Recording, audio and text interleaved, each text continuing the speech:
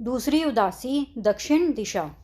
लगभग 2 साल का समय करतारपुर में व्यतीत करके गुरुजी भाई भगीरथ और भाई बुढ़ा आदि कुछ सिखों को अपने परिवार के पास छोड़कर आप जी फिर लोक कल्याण के लिए चल पड़े।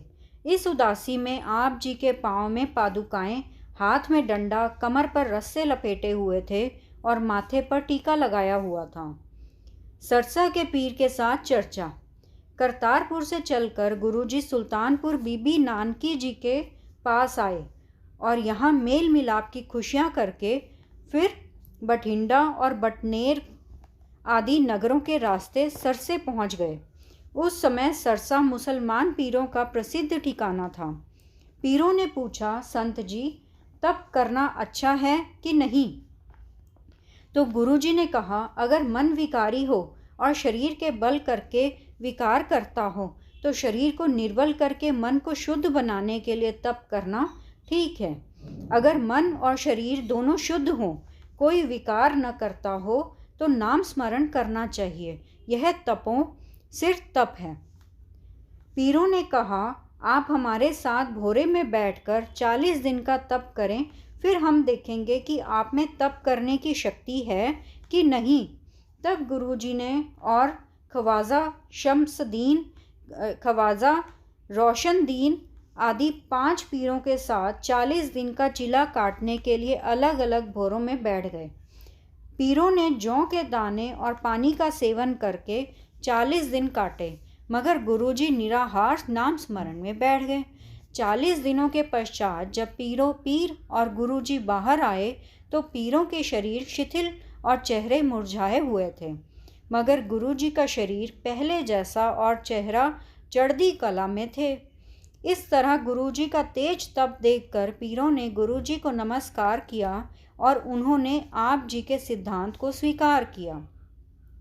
सरसे में गुरुजी का इस याद में गुरुद्वारा स्थित है और पास ही 5 पीरों की कोठड़ियाँ भी हैं। बीकानेर में सरेवड़े साधु के साथ चर्चा। सरसे से चलकर गुरुजी बीकानेर के इलाके में से गुजरकर दक्षिण को जा रहे थे कि आप जी की एक सरेवड़े साधु के साथ चर्चा हुई। आप जी ने बताया कि पानी सब जीवों का मेल है, इसके बगैर किसी की गति नहीं है। जिसको आप जीव हत्या के दोष से बचने के लिए प्रयोग करने से संकोच करते हो, मैला कुचैला खाते हो और सिर के बालों को हाथों से खाक लगाकर नोचते हो इत्यादि आपके नियम धारण करने से मुक्ति नहीं हो सकती। कोड़े राक्षस का उद्धार।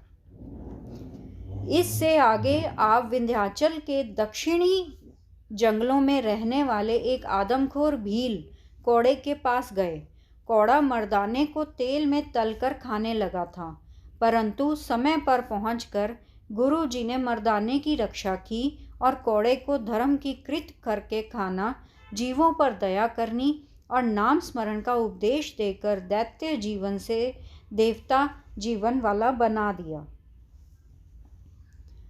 संगला द्वीप के राजा शिवनाथ को उपदेश। कोड़े का जीवन सुधारकर गुरुजी नदियों, पहाड़ों, जंगलों, नगरों, शहरों और उजाड़ों से निकलकर अनंत जीवों का सुधार और उद्धार करते हुए नागापट्टम से समुद्र के किनारे रामेश्वरम पहुँचे। रावण से युद्ध करके सीता जी को लाने के लिए जब रामचंद्र जी समुद्र पार करने के लिए पुल तैयार करने लगे तो आप जी ने यहाँ पहले शिवलिंग स्थापना करके अपने इष्ट शिवजी की पूजा की थी, जिस कारण इस स्थान का नाम रामेश्वर प्रसिद्ध हो गया है। रामेश्वर मतलब रामेश्वर, राम और ईश्वर यानी रामेश्वर। संगला द्वीप जाकर गुरु जी ने राजा शिवनाभ को सत्य नाम का उपदेश देकर धन्य बनाया। गुरु जी की आज्ञा के अनुसार राजा ने सत्संग करने के लिए एक धर्मशाला बनवाई और सत्संग की नींव रखी। हठ योग के अनुसार प्राणायाम करने के लिए गुरु जी ने राजा को जो साधन समझाया वह एक पोथी के रूप में लिखा गया, जिसका नाम प्राण संगली प्रसिद्ध हुआ। गुरुमति के अनुकूल न होने के कारण श्री गुरु अर्जन देव जी ने गुरबानी संग्रहित करते समय इसको अंगीकार नहीं किया था। कजली वन में भर्तृ जोगी से चर्चा। मैसूर राज्य में बीजापुर के इलाके में एक घने जंगल का नाम कजली वन है। इस वन में योगियों का एक आश्रम था। इस आश्रम में जब गुरुजी गए तो योगियों के मुखी भर्तृ के साथ आप जी की चर्चा हुई।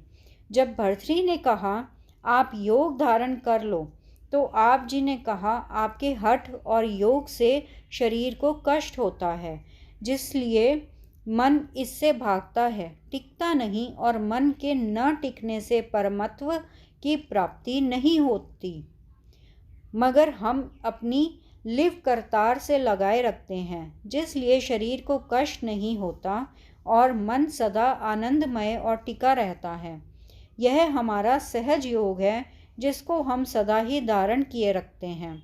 फिर भर्तृ ने कहा हम सोमरस यानी मद का प्याला पीकर अखंड घर समाधि लगाते हैं और हमें अलख निरंजन के दर्शन होते हैं।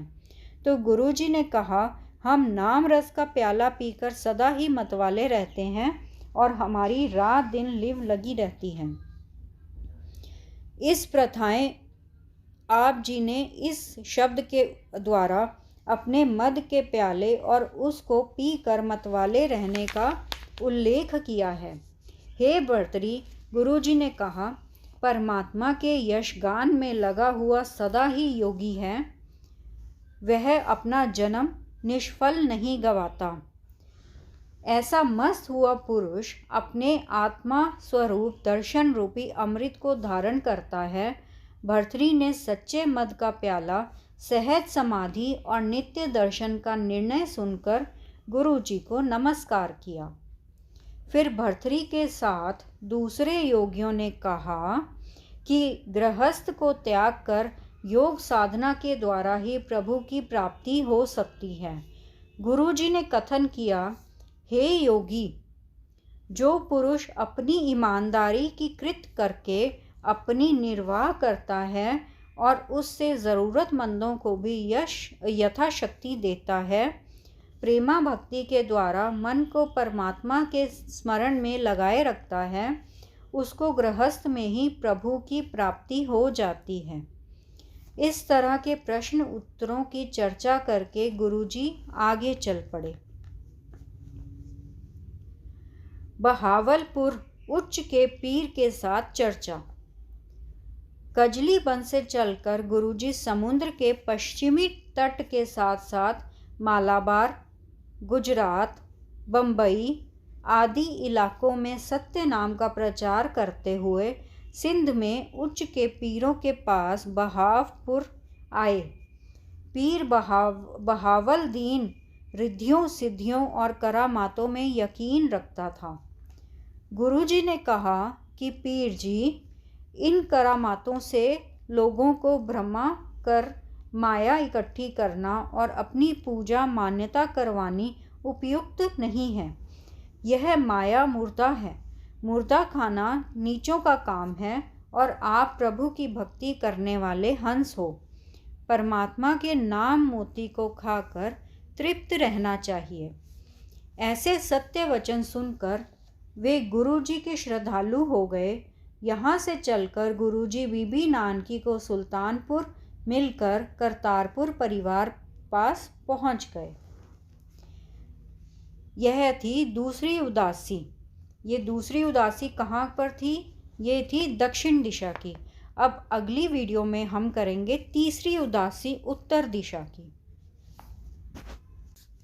सत्यनाम सत्यनाम सत्यनाम जी, वाहे गुरु जी। सत्यनाम सत्यनाम सत्यनाम जी, वाहे गुरु